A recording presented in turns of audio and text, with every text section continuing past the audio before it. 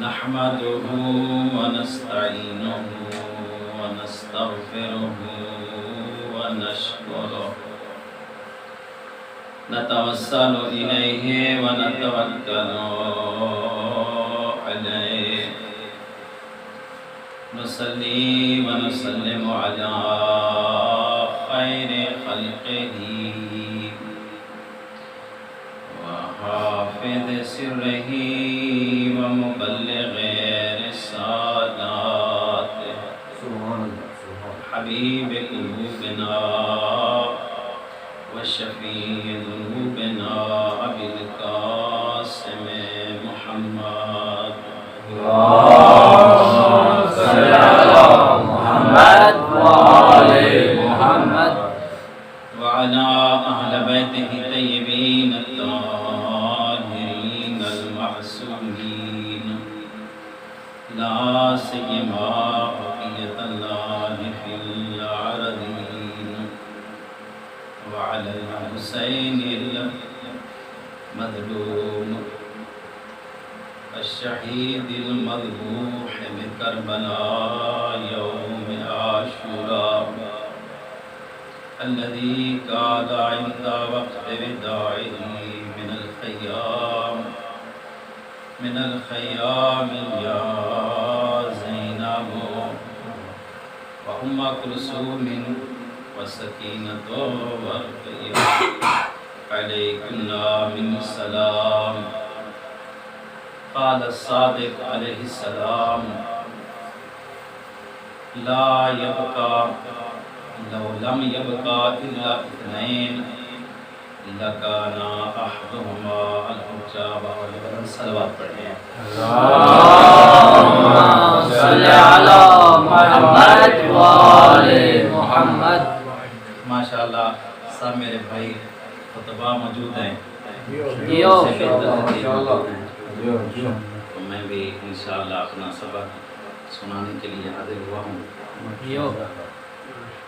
سب سے پہلے دعا ہے کہ اللہ تعالیٰ ہماری اس محفل کو اپنی عبادت میں شمار فرمائے ایام محرم کا آغاز ہو چکا ہے جہاں پر بھی پوری دنیا میں مومنین ایام عزا منا رہے ہیں اللہ تبارک و تعالیٰ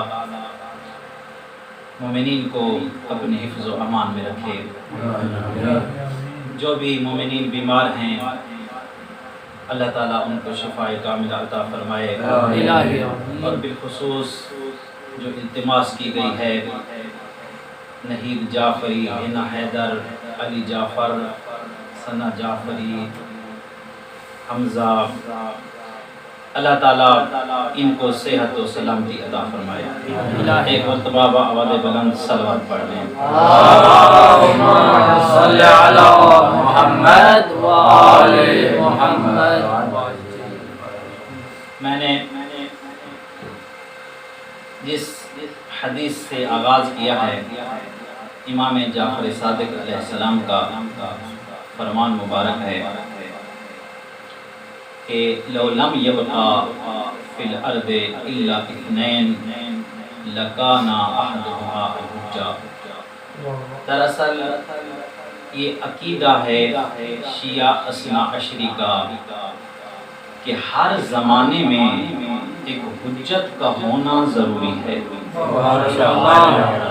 حضرت آدم سے لے کے خاتم تک اور خاتم سے لے کر قیامت تک حجت خدا کا وجود ضروری ہے اس لیے امام نے فرمایا اگر اس کائنات میں فقط 2 نفر بچ جائیں فقط 2 اشخاص بچ جائیں لکان احدہما حجہ ان میں سے ایک حجت خدا ہوگا اور دوسرا اس کا ماننے والا ہوگا صلوات پڑھ لیں اللهم صل على محمد وآل محمد امام موسیٰ بن جعفر فرماتے ہیں ان الحجت علی قسمین حجت 2 طرح کی ہوتی ہے حجت ظاہرہ و حجت باطنہ ایک حجت ظاہری ہے ایک حجت باطنی ہے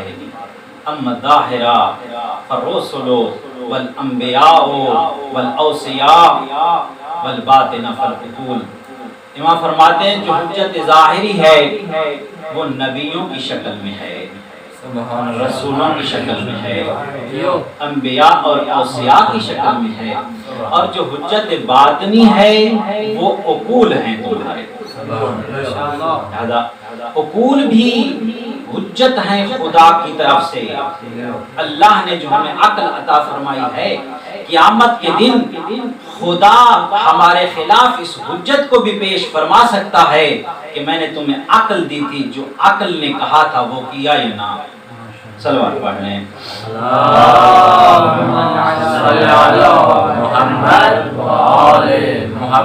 اصول کافی کی جلد 2 کی ابتدا میں باب الحجہ میں ایک روایت نقل ہوئی ہے،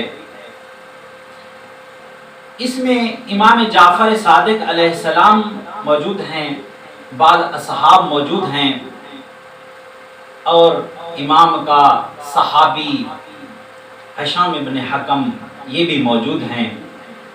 امام نے ہشام سے فرمایا کہ جو تیرے اور عمر ابن عبید کے درمیان ملاقات ہوئی تھی وہ بیان کیجئے۔ اب یہ عمر ابن عبید کون ہے؟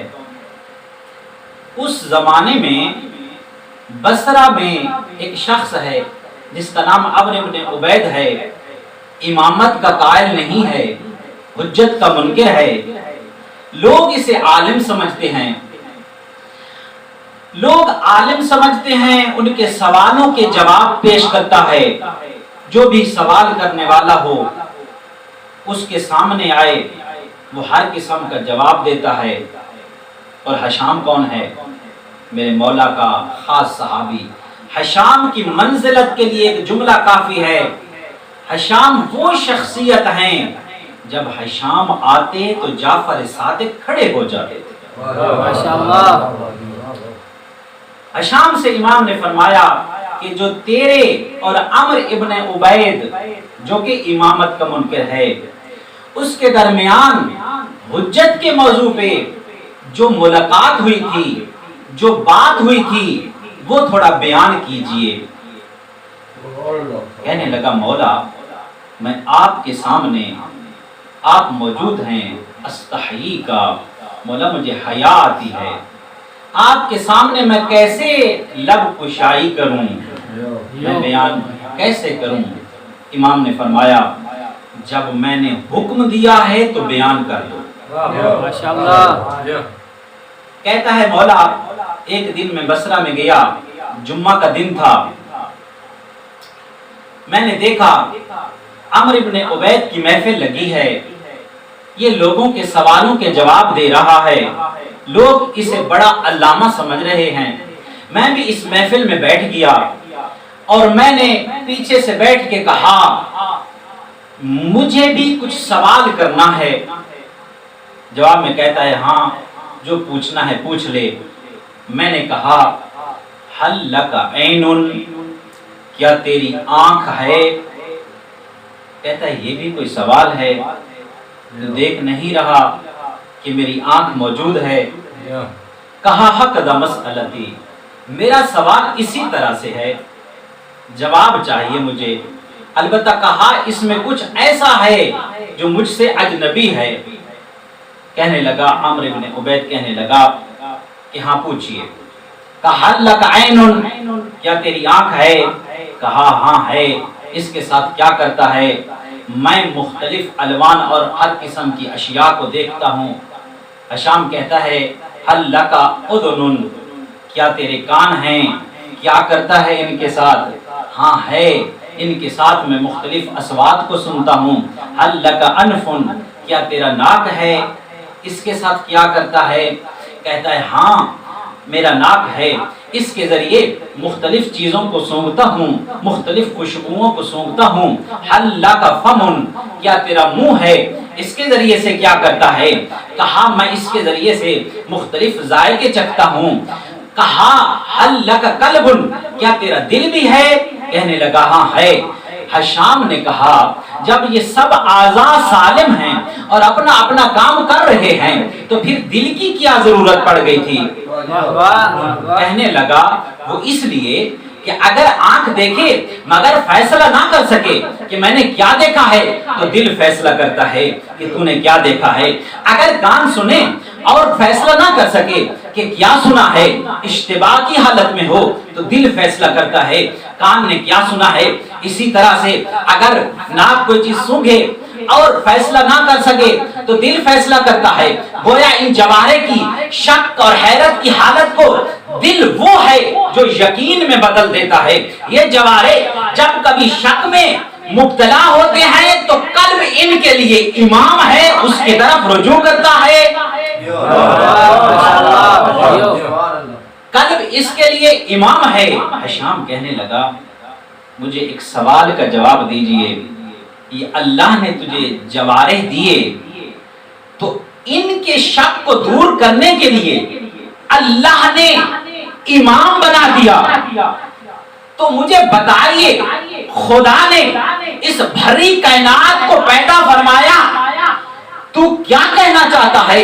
تیرا کیا خیال ہے اس پوری کائنات کی شک اور حیرت کی حالت کو یقین میں بدلنے کے لیے خدا نے کوئی امام مقرر نہیں کیا؟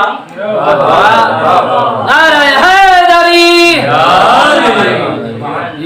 بجائے اس کے کہ حشام کے سوال کا جواب دے، اس نے خاموش ہو گیا اور حشام سے سوال کیا.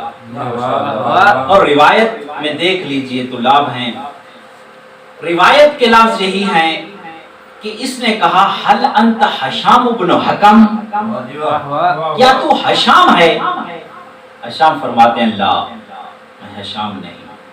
کہتا حل من جلسائہ، کہ اس کے ساتھ بیٹھنے والوں میں سے کوئی ہے؟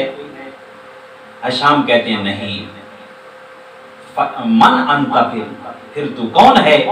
حشام فرماتے ہیں میں اہل کوفہ کا رہنے والا ہوں. جب اہل کوفہ کا نام سنا عمرو کہنے لگا فاذن انت حشام ابن حکم، اب حشام کے علاوہ تو کوئی اور نہیں ہو سکتا. صلوات پڑھ لیں. اب یہ گفتگو ہو رہی تھی، امام موجود تھے، امام کو حشام سنا رہے تھے. فضاحک الامام، امام مسکرائے جواب سن کر اور فرمایا کہ حشام یہ تو نے کہاں سے سنی تھی دلیل؟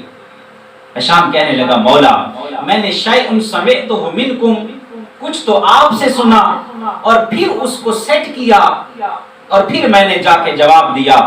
امام نے فرمایا ہکذا مکتوب فی صحف ابراہیم و موسیٰ، اے حشام اسی طرح سے لکھا ہے صحف ابراہیم اور موسیٰ میں. بابا دے بلند صلوات. صلی علی محمد و آل محمد. تو حجت کا وجود ہر زمانے میں ضروری ہے. اس لیے قرآن نے فرمایا بقیت اللہ خیر لکم ان کنتم مؤمنین. اے لوگو اگر تم مومن ہو تو بقیہ خدا، وہ ہستی خدا نے جس کو آج تک باقی رکھا ہے، یہ بقیہ خدا تمہارے لیے خیر ہی خیر ہے. قرآن تو کہہ رہا ہے بقیت اللہ خیر لکم. توجہ کا طالب ہوں، قرآن کہہ رہا ہے بقیت اللہ خیر لکم، بقیت اللہ خیر لکم. روایت کہتی ہے جب امام زمانہ کا ظہور ہوگا اپنی پشت دیوار کعبہ کو لگا کے فرمائیں گے اے لوگو سنو انا بقیت اللہ فی الارضین، اے لوگو میں اللہ کا بقیہ ہوں.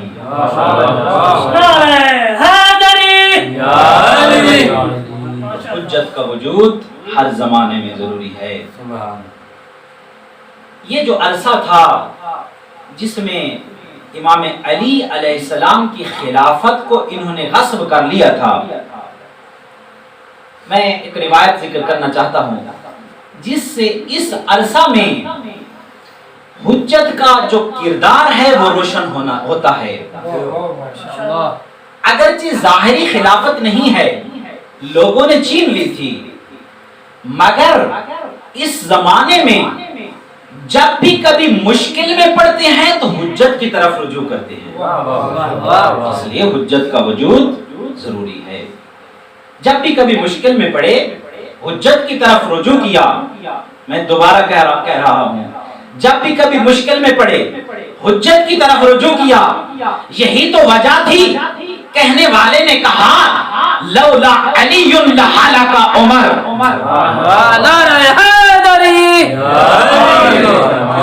حجت کا وجود ضروری ہے۔ ایک کافر آتا ہے، دوسری خلافت کا زمانہ ہے، ایک ایسا سوال کیا، اگر حجت کا وجود نہ ہوتا تو مسلمانوں کے پاس اس سوال کا جواب نہ تھا۔ کیا سوال کرتا ہے؟ کہتا ہے مسلمانوں یہ کتاب قرآن تمہاری ہے؟ کہنے لگے ہاں ہماری ہے، اس میں لکھا ہے اپنے نبی سے خدا خطاب کر رہا ہے فَاسْأَلْ مَنْ أَرْسَلْنَا مِنْ قَبْلِكَ مِنْ رُسُلِنَا، اے میرے حبیب پوچھئے ان رسولوں سے جس کو میں نے آپ سے پہلے نبی بنا کے بھیجا، ان سے سوال کیجئے۔ یہ کافر کہتا ہے مجھے ایک سوال کا جواب دو، تمہارے نبی نے آیا ان رسولوں سے سوال کیا تھا یا نہیں؟ اگر تم کہتے ہو کہ تمہارے نبی نے ان رسولوں سے سوال کیا تھا تو تمہارے نبی کے زمانے میں کوئی اور نبی موجود نہ تھا، تمہارے نبی کے زمانے میں آدم موجود نہ تھے، حضرت نوح موجود نہ تھے، حضرت موسیٰ و عیسیٰ موجود نہ تھے، کوئی نبی موجود نہ تھا۔ اگر تمہارے نبی نے سوال کیا ہے تو کہاں کیا ہے؟ اور اگر کہتے ہو کہ سوال نہیں کیا تو اللہ فرما رہا ہے فَاسْأَلْ، گویا تمہارے نبی نے اللہ کے حکم پر عمل نہیں کیا، اور جو بھی خدا کے حکم پر عمل نہ کرے وہ خدا کا بھیجا ہوا نہیں ہو سکتا۔ ایک مرتبہ صلوات پڑھ لیں۔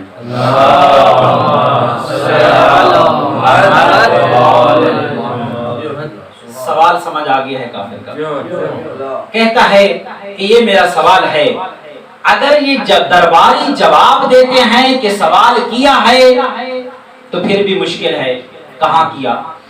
اگر کہتے ہیں کہ سوال نہیں کیا دوسرے انبیاء سے تو پھر بھی مشکل ہے کہ خدا کے حکم پہ عمل نہ کیا۔ تو جب سب مشکل میں پڑے تو مشکل کشا کے دروازے پر رخ کیا۔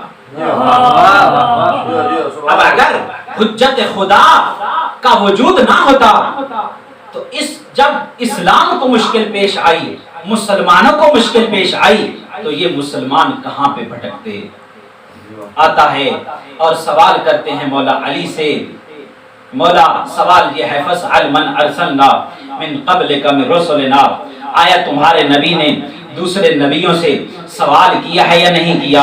اگر کیا ہے تو کہاں کیا؟ اگر نہیں کیا تو تمہارا نبی اللہ کا بھیجا ہوا نبی نہیں ہو سکتا۔ علی تو وہ ہے نا کہ جو جانتے ہیں قرآن کی کون سی آیہ ناسخ ہے، قرآن کی کون سی آیہ منسوخ ہے۔ علی وہ ہیں جو جانتے ہیں کون سی آیہ مطلق ہے، کون سی آیہ مقید ہے۔ علی وہ ہیں جو جانتے ہیں کون سی آیہ منسوخ ہے، واضح ہے، کون سی آیہ متشابہ ہے۔ علی وہ ہیں جو جانتے ہیں کون سی آیہ مکہ میں نازل ہوئی تھی۔ علی وہ ہیں جو جانتے ہیں کون سی آیہ مدینہ میں نازل ہوئی تھی۔ علی جانتے ہیں کون سی آیہ پہاڑوں پہ نازل ہوئی ہے۔ علی جانتے ہیں کون سی آیہ بیاباں میں نازل ہوئی۔ علی جانتے ہیں کون سی آیہ زمین پہ نازل ہوئی۔ علی جانتے ہیں کون سی آیہ آسمانوں پہ نازل ہوئی۔ اے لوگو، یہ وہ آیہ ہے جو زمین پہ نازل نہ ہوئی۔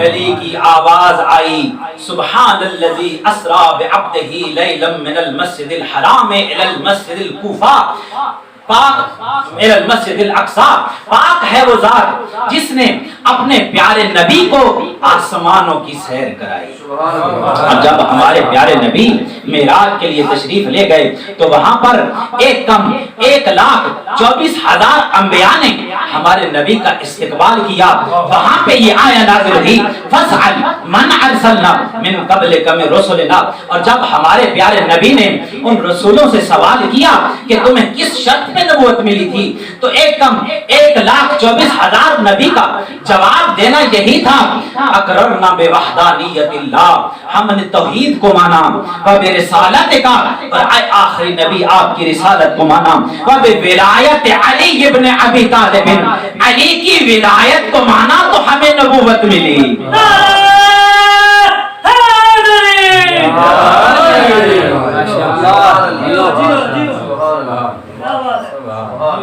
حجت کا کردار ہر زمانے میں موجود ہے۔ اگر حجت کا وجود نہ ہوتا تو جب اسلام کو مشکل پیش آتی، مسلمانوں کو مشکل پیش آتی، کہاں رجوع کرتے؟ اس لیے قرآن نے کہا وَكُلَّ شَيْءٍ أَحْصَيْنَاهُ فِي إِمَامٍ مُبِينٍ، ہر چیز کو میں نے امام مبین کے اندر رکھ دیا ہے۔ ایک روایت نقل کرنا چاہوں گا جس سے ظاہر ہوتا ہے کہ ہمارے زمانے کی حجت بھی لوگوں کی مشکل کشائی کرتی ہے۔ امام زمانہ بھی لوگوں کی مشکل کشائی کرتے ہیں۔ یہ روایت علامہ مجلسی نے نقل کی اور حوالہ دیا ہے ان جماعت من العلماء، کہ میں نے نجف کے علماء کی ایک جماعت سے سنا ہے، اور اس جماعت نے حوالہ دیا ہے سید فاضل علام کا، جو کہ مقدس اردبیلی کے شاگرد تھے، کہ ہم نے یہ روایت ان سے سنی ہے۔ یہ روایت دراصل اور بھی کافی ساری کتابوں میں بہار کے علاوہ بھی منقول ہے۔ اس میں یہ سید فاضل نقل کرتے ہیں کہ میں سیحان حرم امیر المومنین میں موجود تھا۔ جناب مقدس اردبیلی کا زمانہ چند سال قبل کا زمانہ ہے۔ یہ شاگرد ہیں جناب مقدس اردبیلی کے۔ میں حرم مولا میں موجود تھا، میں نے ایک شخص کو دیکھا جو حرم کی طرف جا رہا ہے، زری کے قریب ہو رہا ہے، مگر اس کی منزلت یہ ہے کہ جب دروازے کے قریب ہوا تو دروازہ خود بخود کھل جاتا ہے۔ میں آگے بڑھا، میں نے دیکھا تو کوئی اور نہیں، یہ میرے استاد جناب مقدس اردبیلی ہیں۔ میں اس انداز میں دیکھنے لگا کہ میرے استاد کو کچھ معلوم نہ ہو۔ آگے چلے، مولا علی کی زری کے ساتھ مل کر اس طرح سے گفتگو کرنے لگے جیسے کسی کے کان میں کوئی بات کرنا ہوتی ہے۔ تھوڑی سی گفتگو کی، پھر پیچھے چلے گئے اور مسجد کوفہ کا رخ کیا۔ مسجد کوفہ میں آتے ہیں، میں بھی ان کے پیچھے پیچھے تھا، مگر ان کو علم نہیں تھا کہ میں ان کے پیچھے ہوں۔ مسجد کوفہ میں وہ مقام جہاں پہ امیر المومنین کو ضرب لگی تھی، اس مقام پر آتے ہیں، کچھ شخص موجود ہے اور اس سے کچھ باتیں کرتے ہیں، اور پھر واپس نجف کی طرف آتے ہیں، اور مسجد حنانہ کے قریب جب پہنچے تو سرفے کا لفظ استعمال ہوا ہے فارسی میں، کہ میں کھانسا تو میری آواز کو جناب مقدس سن لیتے ہیں، اور پیچھے مڑ کے دیکھا تو مجھے پہچان لیا، تو میں نے عرض کی بزرگوار، میں اس صاحب زری کی آپ کو قسم دیتا ہوں، آج شب کا کیا ماجرا تھا مجھے بتائیے۔ میرے استاد نے ایک شرط پہ بتایا، کہا میری زندگی میں یہ کسی اور کو نہ بتانا تو بتاتا ہوں۔ میں نے کہا ہاں صحیح ہے، میں نہیں بتاؤں گا۔ کہا کہ مجھے کچھ علمی مسائل پیش آئے تھے جن کا حل نظر نہیں آ رہا تھا، تو میں امیر المومنین کی ذریعے میں آیا، اور جب میں نے امیر المومنین سے اس انداز میں گفتگو کی تو مقدس کا مقام دیکھیے، جب امیر المومنین سے اس انداز میں گفتگو کی اور سوال پوچھنا چاہا تو ذریعے سے جواب آیا، آج مسجد کوفہ میں چلے جائیے، تمہارے زمانے کی حجت موجود ہے، ماشاءاللہ، ان سے جا کے سوال پوچھیے۔ تو میں آیا، امام زمانہ موجود تھے، میں نے اپنے مشکل سوالات پوچھے اور امام نے مجھے ان کا جواب دیا۔ ایک مرتبہ صلوات پڑھ لیں۔ اللہم صلی علی محمد و آل محمد۔ اس سے زیادہ زحمت دینا نہیں چاہتا، ماشاءاللہ، کیونکہ خطیب کے لیے سننا زیادہ مشکل ہوتا ہے۔ ایک مرتبہ پھر بھی بآواز بلند صلوات پڑھیں۔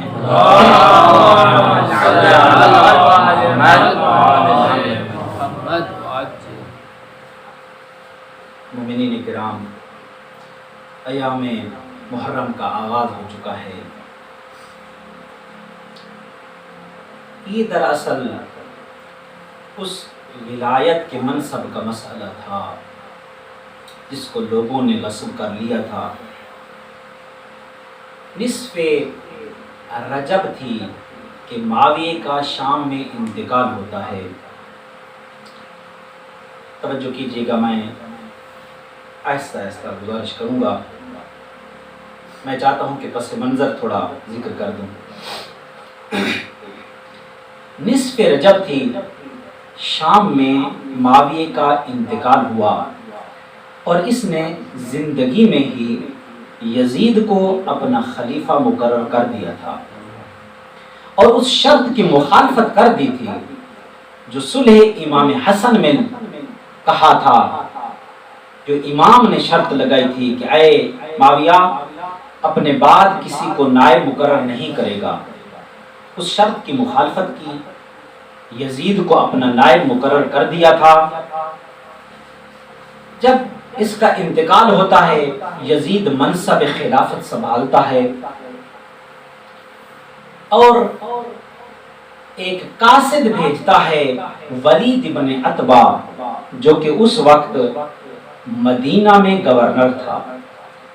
اس کی طرف قاصد بھیجا، اس میں مکتوب یہ تھا کہ عبداللہ ابن زبیر، عبداللہ ابن عمر اور حسین ابن علی، اور بعض روایات کے مطابق عبد الرحمن ابن ابی بکر، ان سے بیعت لے لیں، اور اگر یہ بیعت نہ کریں تو ان کے سر قلم کر کے اس خط کے جواب کے ساتھ مجھے شام بھیج دیں۔ 27 رجب تھی، 27 رجب کی شب تھی۔ حسین ابن علی، عبداللہ ابن زبیر اور ابن عمر مسجد مدینہ میں موجود تھے۔ ولید کا قاصد آتا ہے اور آ کے کہا کہ ولید تمہیں دربار میں بلا رہا ہے۔ ابن عزیز کہنے لگا کہ اے فرزند رسول، آپ دربار میں نہ جائیے، خطرے سے خالی نہیں۔ میں مشورہ دوں گا کہ آپ مدینہ سے باہر چلے جائیے اور دربار میں نہ جائیں۔ مگر حسین نے فرمایا اس قاصد کو، تم جاؤ اور میں آ رہا ہوں۔ حسین ابن علی گھر آئے، دربار میں جانے کی تیاری کی۔ زینب نے پوچھا، بھیا کہاں جانے کی تیاری کر رہے ہو؟ فرمایا ولید نے دربار میں بلایا ہے۔ آواز آئی، بھائی عباس، اکبر بیٹا، تمہاری موجودگی میں کیا حسین اکیلے دربار میں جائیں گے؟ عزادارو، حسین نے 30 جوانان بنی ہاشم کو ساتھ لیا، دربار کے دروازے تک پہنچے اور پھر فرمایا عباس بھائی اس لیے کہ مجھے تنہا بلایا ہے تو میں اکیلا داخل ہوں گا، مگر جب دیکھنا کہ میری آواز بلند ہوتی ہے تو یہ میری طرف سے اجازت سمجھنا اور دربار میں داخل ہو جانا۔ میرے مولا دربار میں داخل ہوئے۔ کیوں بلایا؟ ولید نے معاویہ کے مرنے کی خبر دی، یزید کے خلیفہ بننے کی خبر دی، اور کہا کہ یزید تم سے بیعت چاہتا ہے۔ امام نے فرمایا نصف شب ہے، دن ہو لینے دو، جب دربار لگے گا تو لوگوں کے سامنے میں اپنا فیصلہ سناؤں گا۔ اینا احق بالخلافت والبیعہ، ہم میں سے کون زیادہ حقدار ہے بیعت کا، کس کو بیعت کرنی چاہیے اور کس کی بیعت ہونی چاہیے۔ ولید نے امام کے اس جملے سے اتفاق کیا، مگر مروان جو کہ اس کے ساتھ بیٹھا تھا کہنے لگا کہ ولید اگر اس وقت حسین ابن علی دربار سے چلے گئے تو خون کی ندیاں بہہ جائیں گی، تم حسین کو قابو میں نہیں لا سکو گے، حسین اگر بیعت نہیں کرتے تو قتل کر دو۔ میرے مولا کے کانوں تک یہ آوازیں پہنچی۔ امام نے فرمایا یبن الزرقاء اتحدثنی من القتل، کیا حسین کو قتل کی دھمکیاں دے رہا ہے؟ اتقتلنی ام ہوا، کیا تو مجھے قتل کرے گا یا وہ؟ آواز کا بلند ہونا تھا۔ عباس دربار میں داخل ہوئے، تلوار کو بے نیام کیے ہوئے دربار میں داخل ہوئے، مگر میرے مولا حسین نے عباس کے سینے پہ ہاتھ رکھا اور ہاتھ رکھ کے فرمایا بھائی عباس یہ شجاعت دکھانے کا موقع نہیں۔ عزادارو، میرے امام نے خطاب کیا پھر ولید کی طرف اور کہا ایھا الامیر، اب کل کا انتظار نہیں، حسین کا جواب ابھی سن لیجئے۔ ایھا الامیر ان اہل بیت النبوۃ ومعدن الرسالۃ ومختلف الملائکۃ بنا فتح اللہ و بنا ختم، ہم اہل بیت رسول ہیں، ہم معدن اور ماخذ رسالت ہیں۔ اللہ نے ہمارے ساتھ ابتدا کی اس مخلوقات کی اور ہم پہ انتہا ہوگی، اور ہمارا گھرانہ وہ ہے جہاں سے ایک گروہ فرشتوں کا جاتا ہے تو دوسرا واپس آتا ہے۔ اپنا تعارف کروایا اور پھر یزید کا تعارف کروایا۔ مولا نے کہا یزید فاسق شارب الخمر معلن بالفسق قاتل لنفس المحترمہ، یزید فاسق شخص ہے، شراب پیتا ہے، علل اعلان گناہ کرتا ہے، مسلمانوں کا قاتل ہے۔ مثلی لا یبایع مثلا، مجھ جیسا اس جیسے کی بیعت نہیں کر سکتا۔ یہ جواب دیا۔ جوانان بنی ہاشم کو ساتھ لیا، گھر واپس آئے، کیا دیکھا دروازے پہ زینب انتظار کر رہی تھی۔ پوچھا بھائیا کیا ہوا تھا دربار میں؟ کہا بس اتنا سمجھ لیجئے کہ اب مدینہ ہمارے رہنے کے قابل نہیں رہا۔ پس عزادارو، حسین ابن علی جب 28 رجب کی شب آئی، حسین ابن علی نے اپنے نانا کی قبر کا رخ کیا، آئے آخری وداع کے لیے، سلام کیا، نانا میرا آخری سلام قبول فرما لیجئے۔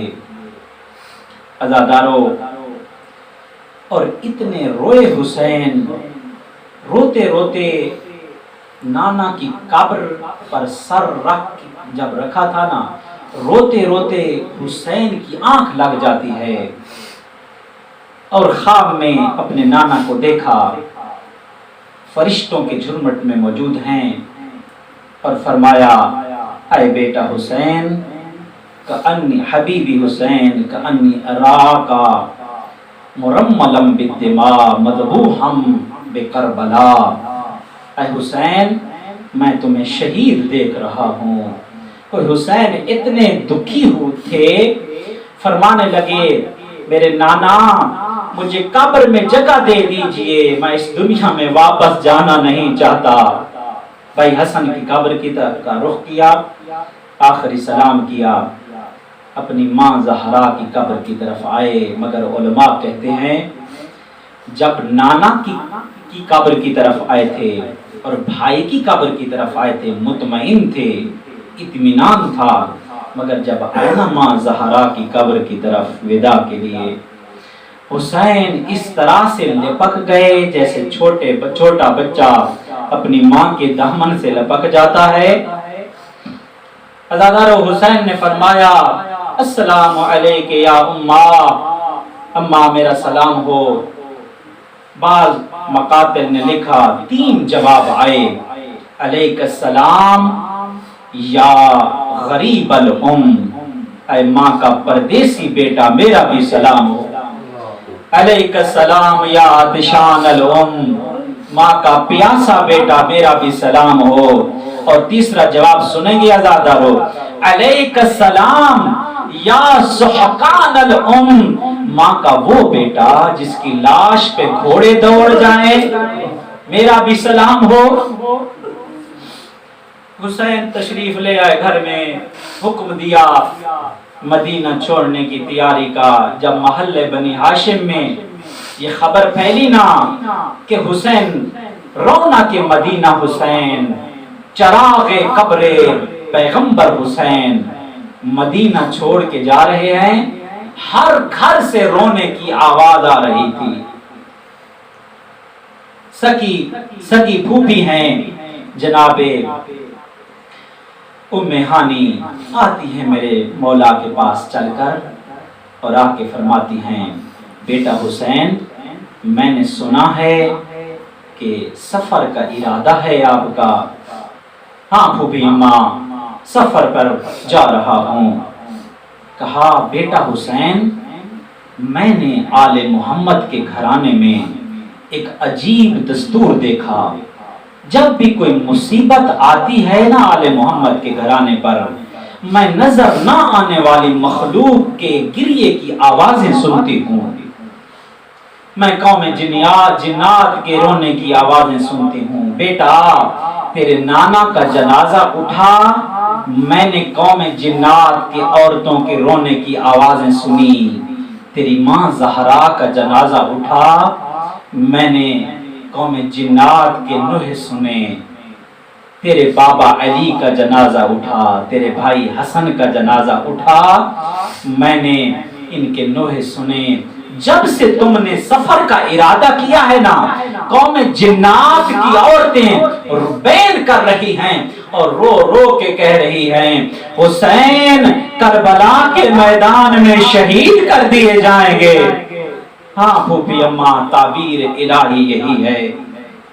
پھر آل محمد کے گھرانے کی ایک اور مستور آتی ہے، امام کی بارگاہ میں عصا کے سہارے سے جناب ام سلمہ چلتی ہوئی آئی اور آ کے کہا بیٹا حسین میں نے سنا ہے سفر پر جا رہے ہیں۔ ہاں نانی اماں۔ کہا بیٹا میں سفر سے روکتی نہیں، جہاں دل چاہے چلے جاؤ، مگر عراق کا راہ اختیار نہ کرنا۔ کیوں نانی اماں؟ کہا اس لیے کہ میں نے تیرے نانا سے سنا تھا کہ میرا حسین عراق کی ایک سرزمین ہے جس کا نام کربلا ہے، وہاں پہ 3 دن کا بھوکا اور پیاسا بے جرم و خطا شہید کر دیا جائے گا۔ ہاں نانی اماں تقدیر الہی یہی ہے۔